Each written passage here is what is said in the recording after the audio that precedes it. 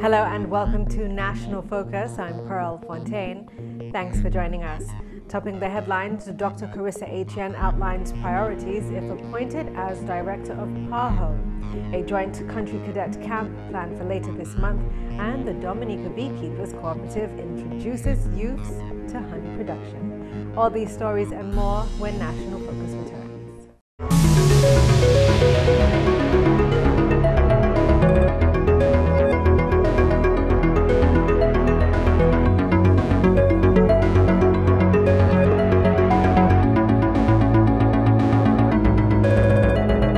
Welcome back. Time now for the details of the news.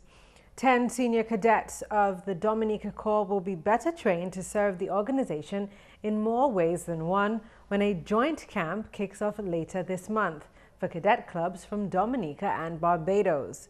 The camp, planned by the Dominica Cadet Corps Central Committee and the Barbados Cadet Corps, will take place at the Goodwill Secondary School.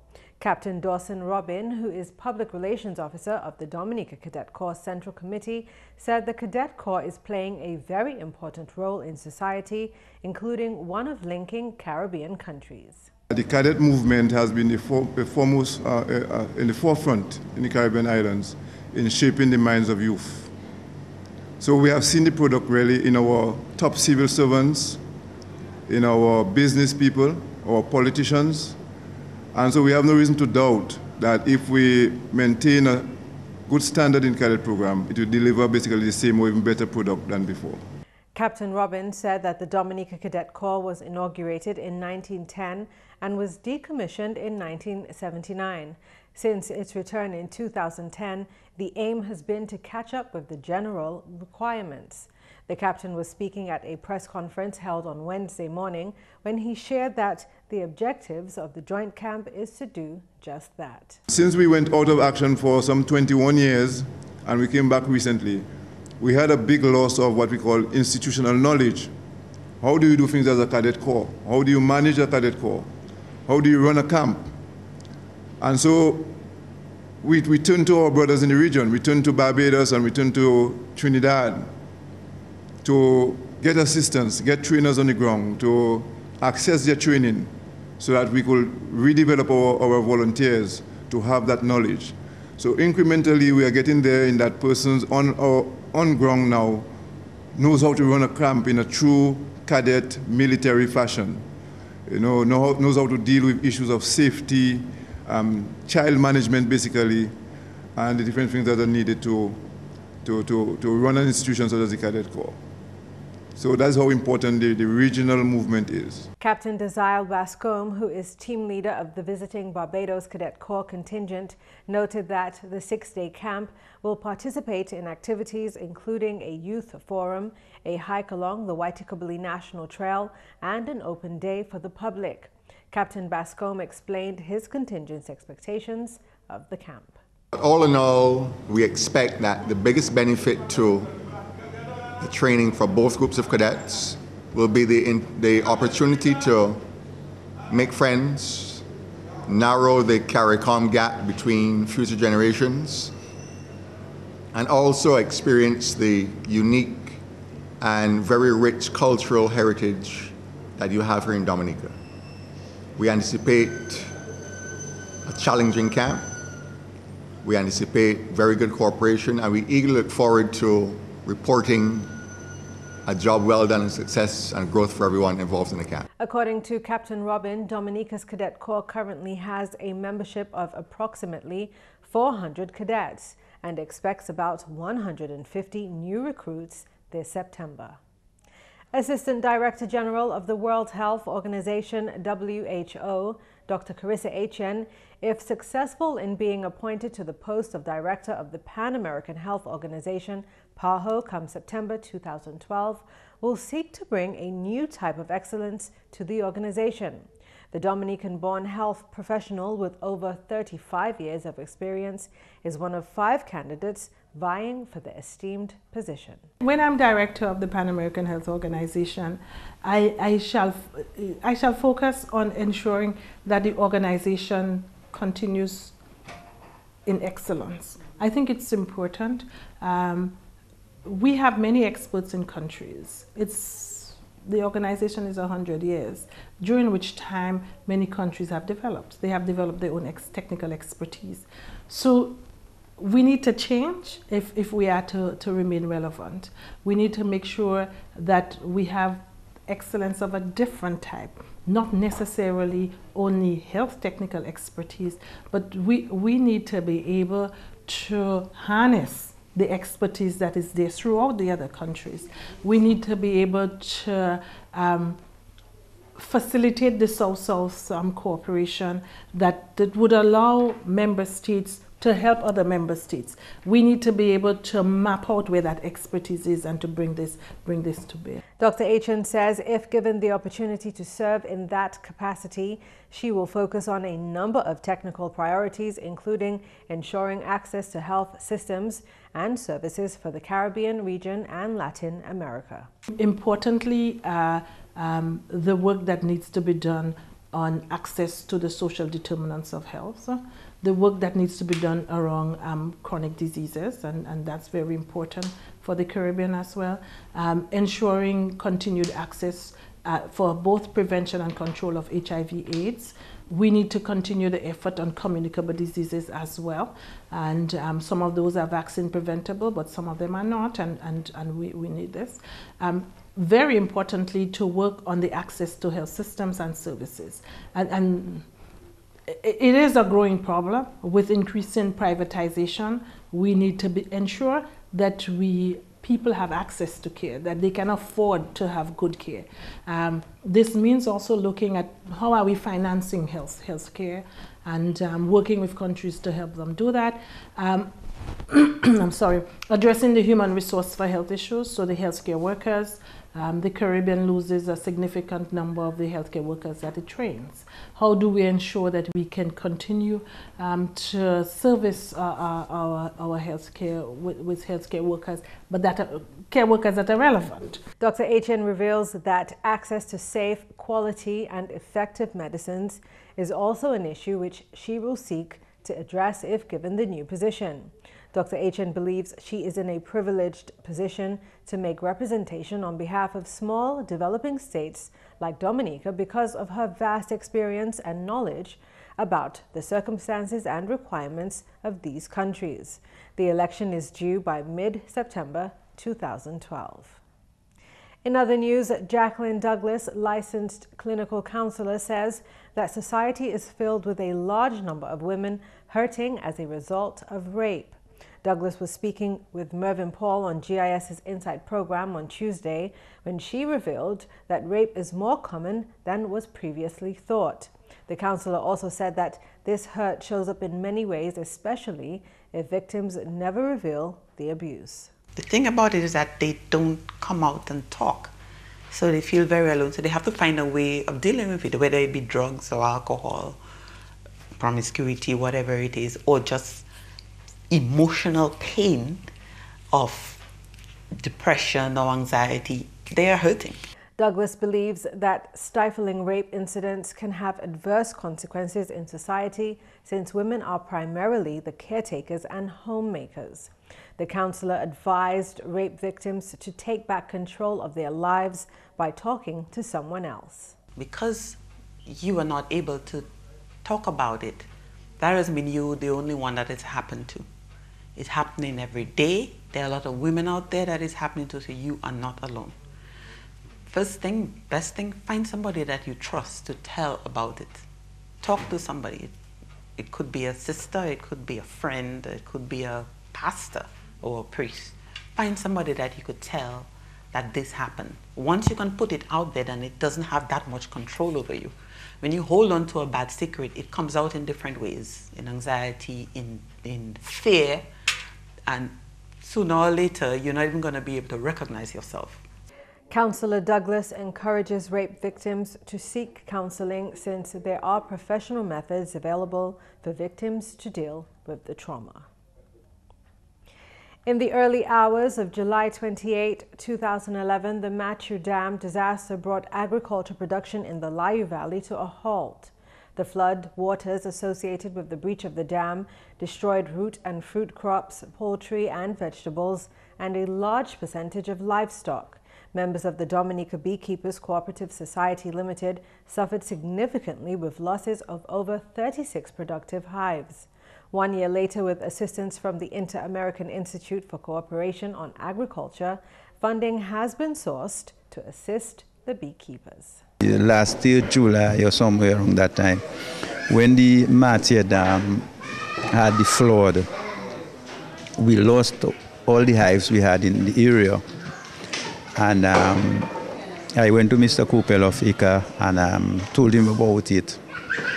And he sought funding for that project from the Candida Funds for Local Initiative. We got $65,000 for it from them. In addition to the purchase of beekeeping equipment and materials, the cooperative decided to use the funding to introduce young people to the beekeeping profession. We decided to include unemployed youth, especially, to be part of the funding we got. So we look at groups from Woodford Hill, from Portsmouth Secondary School, from the calls program at Portsmouth.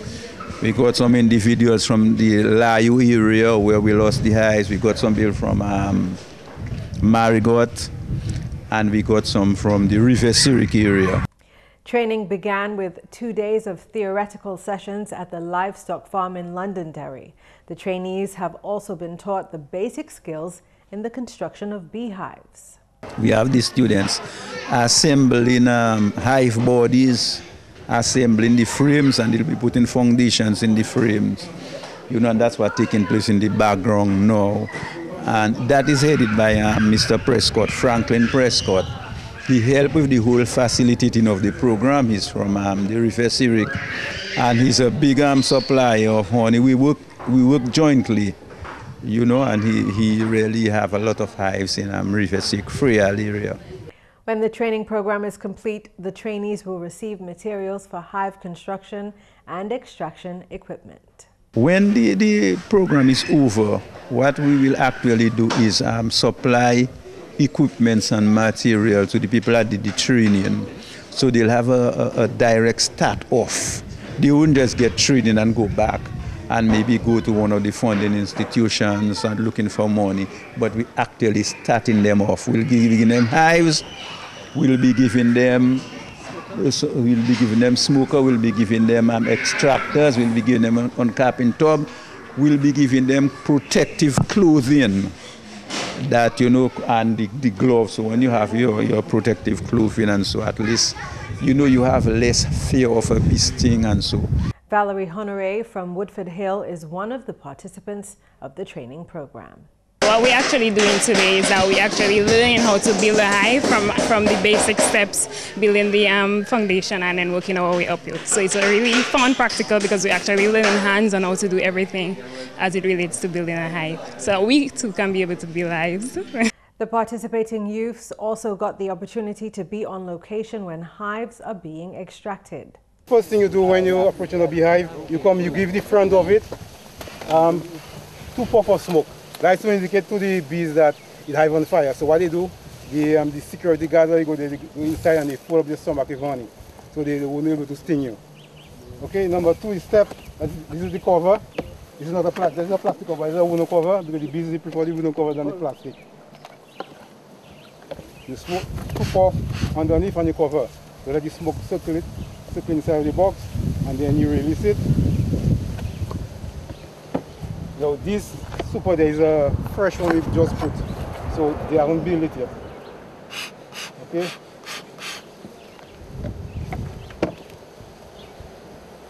See, they just start building the combs on it. They start building the combs.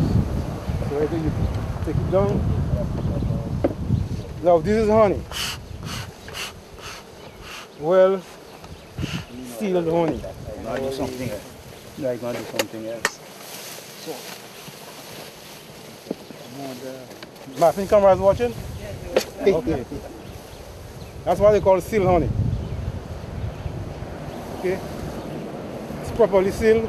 The students also witnessed the process involved in the extraction of honey from the hives to the final product, pure honey. And that's the English segment of the news. We now join McPherson St. Luce with the Creole highlights. Allô tout le monde, bienvenue à cette nouvelle en Creole. Non, moi c'est McPherson St. Luce. Premièrement, l'Office des affaires météo en collaboration avec le département des As a continué à monitorer en court temps à peu près 1000 lieux est-sud-est Dominique et puis l'ouest pays Windwards. Système ça là qu'a expecté pour affecter Dominique tout temps vendredi qu'a aller pour samedi. Et il y a toute possibilité que le système ça là peut venir en tropical depression ou bien mauvais court temps pendant qu'il a voyagé pour pays les Antilles. Ce département là qu'a continué à aviser le public là pour monitorer le système là et puis développement. Il a aussi demandé aux gens pour porter attention et puis pour préparer pour court temps ça là. Public là, ça tape plein d'informations www.weather.gov.dm ou bien www.odm.gov.dm ou bien weather hotline 447-5555. À la nouvelle célébration émancipation qui prend place et puis activité tout le long de la semaine. C'est l'officier culture Gregory Rabes. Activité là qui déjà commencé, qui a continué et puis Golden Drum Awards McQueen, qui a vu plusieurs monde taper recognition pour travailler à eux en différentes catégories. McQueen c'est Golden Drum Awards, ok, et puis ça c'est qui prend place tous les années, et puis c'est ça, et puis ça c'est Arak House of Culture McQueen Golden Drum Awards. Et puis, vendredi, une activité en soirée traditionnelle à Maho, la place Maho. Nous avons organisé ça et puis Maho Réunion Comité là. Et puis ça qui prend place, comme on dit, à marché là, il y a tambour, belé, comme ça, même la pocabrit, comme ça. Et puis samedi, il y a un bel marché, Emancipation Hike, qui est en anglais. Et puis, marché qui prend place entre Pont-Cassé et puis Cassibou. Ça veut dire segment 5, segment 5 à sous Waitukuri National Trail. En notre nouvelle, Attorney General Honorable Levi Peter, qui a fait parole satisfaction et puis économique citizenship programme. Selon Honorable Peter, monde qui a fait application pour le programme là, qui a bien sensibilisé et puis tout bagage bien nécessaire qui prend place avant ces monde ça l'a considéré en bas programme là.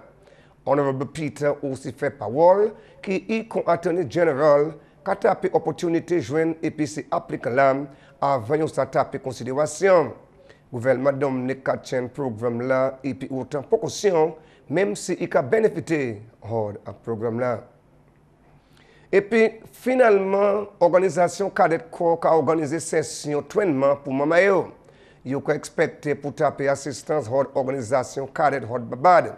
Selon l'officier Cadet Corps Dominique Captain Dawson Robin, l'activité là qu'a expecté semaine salam, si le report mauvais temps qui a affecté Dominique, si c'est ça, vous pouvez pour envoyer pour semaine prochaine. Ça c'est nous avons mené tout le monde ensemble, toutes ces jeunes ensemble.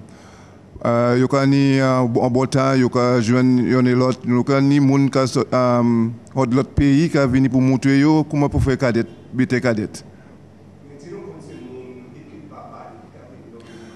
comme ça nous ni c'est jeunesse hot babat ka vinn yo ka faire 6 jours ici nous que mettre 10 cadets Dominique avec yo. Ça, c'est jeunesse qui a quitté l'école. Comme ça, il a fini Dominique. Comme ça, il a fait training. Il a une conférence, youth forum, différents habitants. C'est habitants qui ont fait des années avant. Comme ça, il a même venu Dominique pour forward là tout bité réuni. So comme ça, yo kay vinn. Nous taper aussi nouvelle là ko cyclone qui poué. Comme ça, il sam nous yo que ni pour postpone pour venir semaine l'autre semaine. Messieurs, mesdames, ça c'est tout pour nouvelles en créole pour à présent. Non moins, c'est McPherson Luce. Au revoir. When we come back, we'll bring you the upcoming events and government notices. Please stay tuned. Let your spirit take to flight. Let your heart run free and wild. Find your soul in Dominica, the nature isle.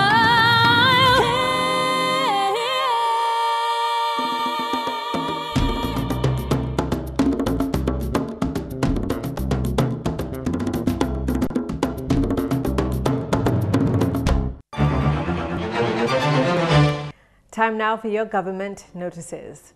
The Eastern Caribbean Securities Regulatory Commission has suspended the broker-dealer license number SL-PL-0009-11 of Financial Investment Consultancy Services Limited, the FCIS, effective July 10, 2012. Such suspension is pursuant to Section 66, 3A of the Securities Act Number 1 of 2001 of the Laws of St. Lucia, as the company has ceased to meet the requirement for licensing in accordance with Section 48, 3B of the Act. FCIS cannot carry on the business of a licensed broker-dealer in the Eastern Caribbean securities market until this requirement is satisfied. The Division of Agriculture is conducting a series of sensitization meetings to educate farmers, exporters, traders, and the public on the Black Sea Cotoga disease on Thursday, August 2nd in Good Hope at the Good Hope Community Center at 4:30 p.m. and in Mopo and Deepa at the Pine Shop in Deepa at 6 p.m. Also, the Division of Agriculture will be conducting training sessions on how to deal with the Black Sea Cotoga by deleafing. These sessions will take place at Lap Lane on the holding of Jerome Barron at 9 a.m., in Rosalie on the holding of Stephen Paris at 2:30 p.m., and at Calibishi at the Calibishi Government School at 3:30 p.m. Please make a special effort to attend and to be on time.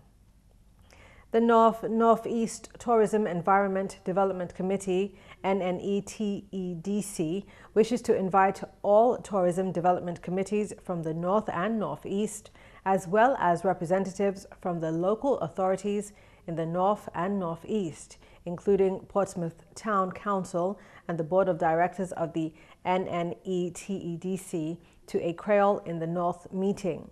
This meeting is carded for Thursday, August 2nd at the Portsmouth Indian River Tourism Center from 9:30 a.m. Please be on time.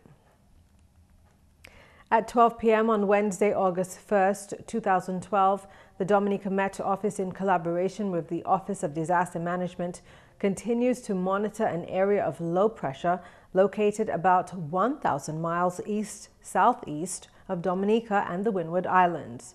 The system is expected in our area by late Friday into Saturday. There is a strong possibility that this system could become a tropical depression or storm by the time it approaches the island of the Lesser Antilles. Residents are advised to continue to monitor the progress of this system and to begin to take all precautionary measures in preparation for the arrival of this system. Updated information is available at weather.gov.dm or odm.gov.dm and the weather hotline at telephone number 447-5555. All those concerned are asked to note the following hurricane shelters and shelter managers for the communities of Jourdel, Eggleston, and Mont Prosper. In Jourdel, your hurricane shelter is the Jourdel Government School, where the shelter manager is Harold St. Rose and the assistant is Ruth Dorival. In Eggleston, your two hurricane shelters are the Eggleston Pavilion, where Stanley Remy is the shelter manager and his assistant is Elsie Robinson. And the Eggleston School, the shelter manager there is Shirley Alexander and Gloria Junker Lord is the assistant manager. In Mont Prosper, your hurricane shelters are the Mont Prosper Government School, where the shelter manager is Michael Lands, the assistant shelter manager Shannon Bedminster, and the Quahal Yahweh Church in Mont Prosper. Tressie Sandy is the shelter manager and the assistant manager is Cecilia Christmas. Up next is the tip of the day. Our tip today has to do with improving your self-confidence. One effective way to do that is to change your environment to match the person you want to become. If you want to become more confident, read autobiographies or watch documentaries of confident people. Change your music from depressing songs to confident and positive ones, and try to find confident people to spend time with. And that's National Focus. As usual, we invite your suggestions or comments. Please feel free to drop us an email at gis@dominica.gov.dm, or you can visit our website at news.gov.dm, or you could visit our GIS Dominica page on both YouTube and Facebook. On behalf of the entire news production team, I'm Pearl Fontaine. Thanks for watching.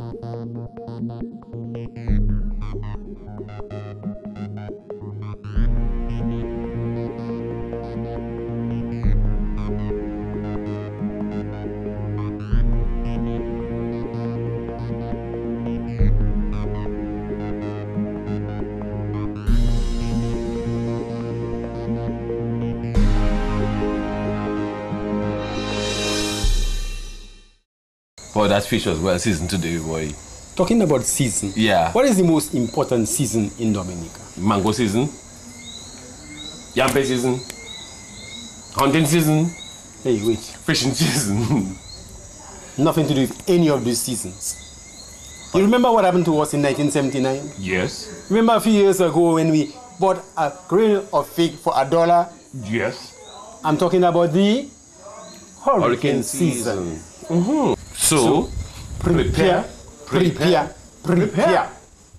And so just like your budget or your bank account, preparation for hurricane or hurricane preparedness is supposed to be part of a natural culture. It does happen, it might happen, maybe it will happen. The way we build our houses, you know, so that you not have to go to somebody's house. You know, during a hurricane, you know how it is. People want to bring their cat and their dog and their... You want to go into all this, you cannot ask. You know, and then you stay too long, you got put in your radio too low, the bag comes out. Naturally, if your house is not safe, know your hurricane shelter. So here's a very important point. Come a little closer. A little closer. Here it is. You can replace your TV or your microwave or your black, blue or raspberry, but you cannot replace your life. Your life is important and is irreplaceable. So protect yourself, take the necessary precaution, because there's only one of you and one of me. And why should you survive a hurricane? I mean, you survive the storm and then go and go be all about and step on a live wire. That making sense? It is your right and your responsibility to protect yourself and your family and your property. Remember, I ain't seen no supermarket in Dominica where they're selling spare parts of human body or human parts. No breasts, no thighs, no legs, no wings, no, only human parts. Yes, and you only have one of you and it come complete. So protect yourself at all times. This is a serious message from the Office of Disaster Management in Dominica.